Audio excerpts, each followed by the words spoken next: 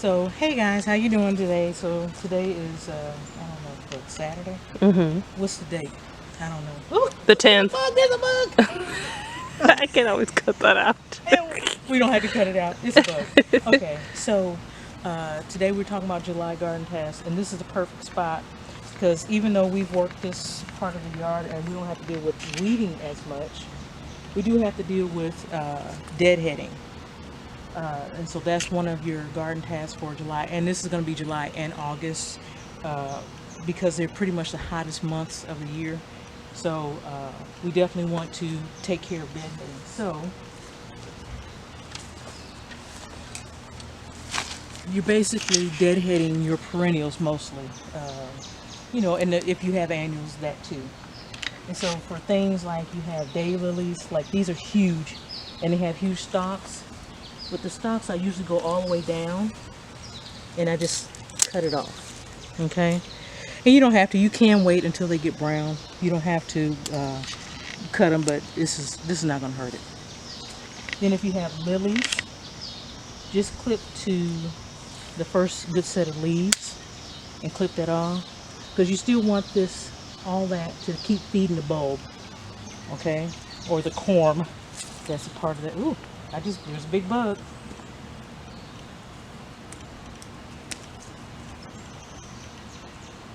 I'm trying to make sure I'm not. What? It was a gecko. Oh. It Well, was an ugly one.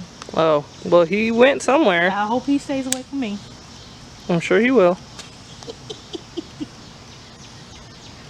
And then I'm trying to make sure whenever you're doing this, check for pests when you're deadheading. And also check to make sure that you're not messing with any egg sacs. So whether that's, I'm not sure when praying mantis and things like that, good beneficial bugs lay their sacs and stuff, but you just want to watch out for that stuff. Then another thing, like I was just mentioning with the daylily, sometimes their stalks get nice and brown. I don't like to pull these because I think it damages the root. So a lot of times I would just clip it out. Okay. Now if you pull on it a little bit and it pulls freely, then that's fine. But when they get brown like this is the best time to pull them, not when they're green. So you just want to go ahead and deadhead and do that. And of course, because we're talking July, August, you need to be water savvy.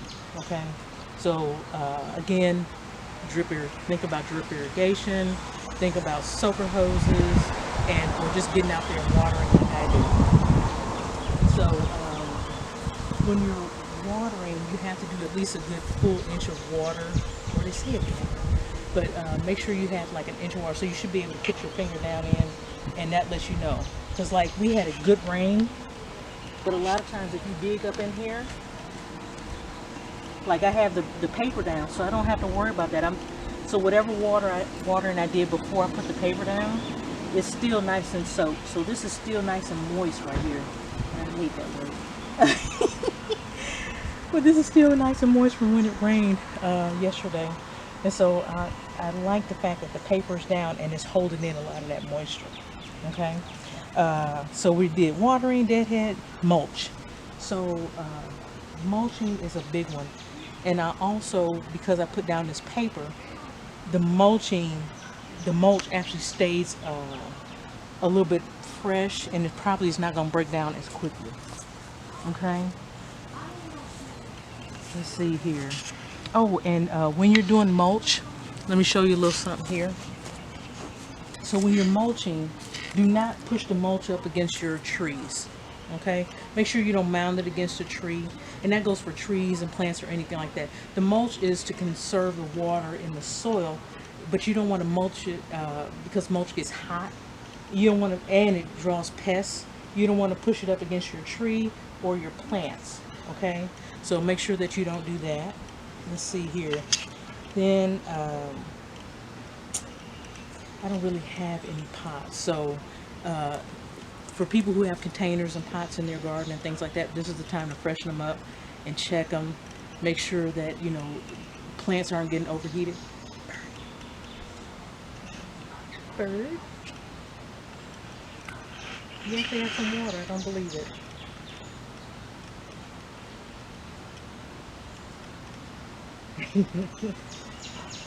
He's showing, he's like, who the hell is that talking? And I really don't care. Oh, thanks, bird. Okay. And so, then of course another tip is always weed, weed, weed. And I've noticed since I put the paper down, now I know I've only put the paper down, it's only been like 2 weeks, 2 or 3 weeks. But believe me, that's enough time for more weeds to show up. So, no weeds. This is great. I love when I finally stop being lazy and put down cardboard and paper because I don't have to deal with weeds for the longest. And of course, you know, weeds can grow on top, so don't believe that it's 100%. It's not 100%. What it's doing is minimizing the weeds that come up through the soil. You still have weeds that can come over on top of your mulch and on top of the bags and things like that. So you're not 100% guaranteed not to have weeds. It just limits the amount of weeds that you have. And grass too, especially if you have bad spots. And then of course you need to check for pests. So, you know, come around to your plants. Now,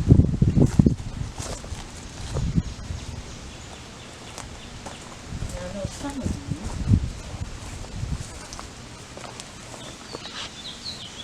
you. Okay, so I know that, you know, I usually don't have that many pests because there are a lot of plants that really don't draw pests to them. But some of your favorite plants, Sydney's getting ate up by the bugs. They're bad today. I think it's because it's so humid. But so I don't have any pests on here, thank goodness. Of course, this is a new planting, so the pests may not have found it yet. But this butterfly bush is doing fantabulous.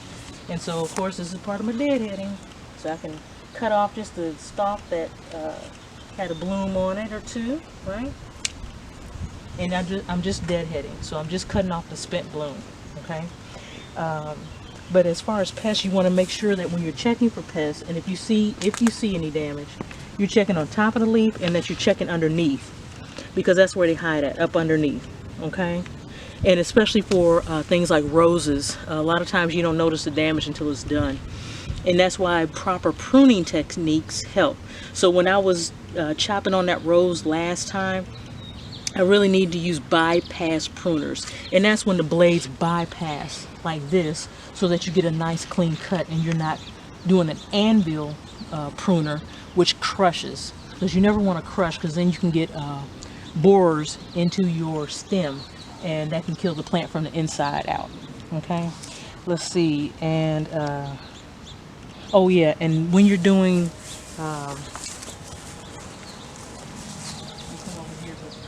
for a little bit. No, not really. Okay, so with your pests, when you have pests and things, some of the ones that we have to manage that we just can't get away from are the Japanese beetles. That's the ones we were talking about the other week. And so with Japanese beetles, there's really nothing you can do unless you can get to the larvae before they even come up. And that means a lot of pesticide in your yard, in the ground. So you have to be really careful with that, but a lot of times you can't do anything if they're coming in from another yard. So the best thing that you can do is just pick them off. Sorry. Pick them off, or yeah, pick them off. I'm sorry, this just sounds so gross. So you pick off the bugs and you put them in some soapy water and drown them. It sounds horrible, but they're not beneficial to anything that I know of. All they do, he's down by you. Bad bee. Did you step on him? Okay. And so even though bees are pests, they're good pests. They're pests. Oh no, he's back! I really think he must have made a nest in that chair or something. No. Something, because he keeps hovering, like that's where he followed me earlier. He was near my leg and I got up and ran. Jesus. Okay. So yeah, anyway, with pests, and then sometimes, depending on how persistent the pests are, you may have to do the whole inorganic method. Like I said, there's no judgment. There's, you know, I'm not in your yard and I don't know, you know, what you're allergic to and what you're willing to put up with and tolerate. So, you know, the preference is always organic, especially if you're somebody who's growing any vegetables or anything like that. So you really have to be organic, and just use more organic methods. So if you have to get rid of things, neem oil, soap and water mixture, that helps. And then of course when you have water sources such as fountains, or standing water is the worst, like when we have with our bird baths, you're going to draw larvae for mosquito eggs. So it's very important that you keep that clean and freshen up the water.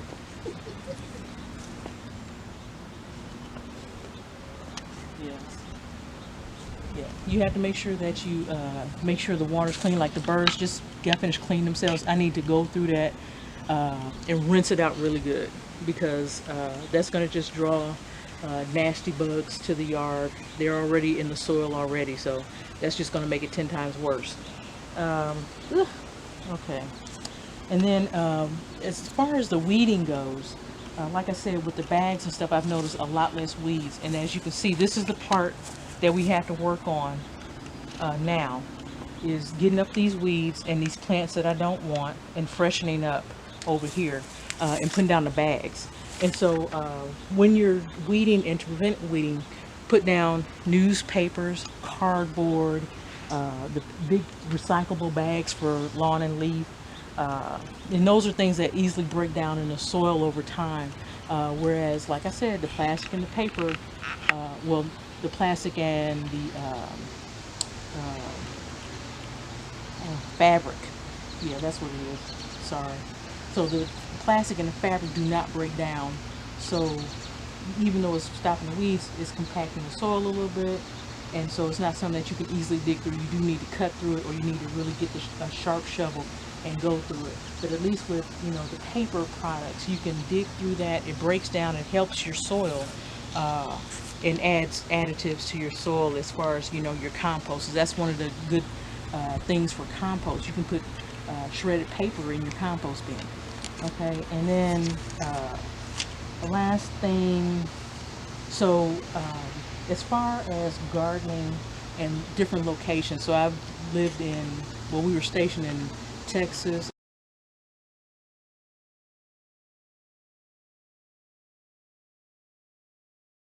So yeah, lived in, stationed in Texas, Arizona, and North Carolina. Texas twice. The best gardening that I've ever done in my life has been in Texas and Arizona. It's the dry heat. That sounds funny, but it is. Here it is so humid, and the amount of pests that you deal with is just so different. He's by you, he's on you. Get away from the bee. Get away from the bee. He doesn't like that area. He's all over there. Okay. So yeah, we just did a spinning turn. That was nice. That was a nice pirouette, Sydney. Okay, so yeah, so living in those different locations, I think it's just because of the dry heat and consistent sun that the plants that I was able to grow and the way that they grew, I just didn't have to expend a lot of energy with. Being here in the South is a whole different type of heat. You're dealing with humidity. A lot of plants cannot deal with that humidity. They get a lot of mold and mildew. Whereas when you water in the morning in Texas and then you water again in the evening, it just dries up off the leaves, so you're not having to worry about mold and mildew. You can buy a $3 rose in Arizona and Texas, and it will grow beautifully like it's a $100 rose. Here, I cannot do that. I cannot get a $3 rose from Walmart and think I'm going to get the same results. They die, and they get mold, mildew, rot, and everything else here. So I've never been able to do that. I have to buy good roses, and especially ones that's naturalized for this area. So that's why you don't see as many roses. And the roses that I'll show you in future videos are mostly knockouts, except for like a few climbers that I've had that did really well here. And mainly because they had that direct sun. If you get roses, make sure you have that direct sun here in like places in the deep south and stuff like that, from North Carolina on down. And it's hot as blazes right now. It's hot in the shade. And you know, roses like to have the sun, but when it's like this is the time when the mildew is going to work itself up. So that's all I pretty much have. There are a million tasks that can be done now, but for right now, the most important to me that I would think is just watering and mulching. Watering and mulching. The weeds, that's like the third thing. The first thing is water. then mulch, then you can think about weeding if you have the energy after all that. And you guys take care, and that's it for this video.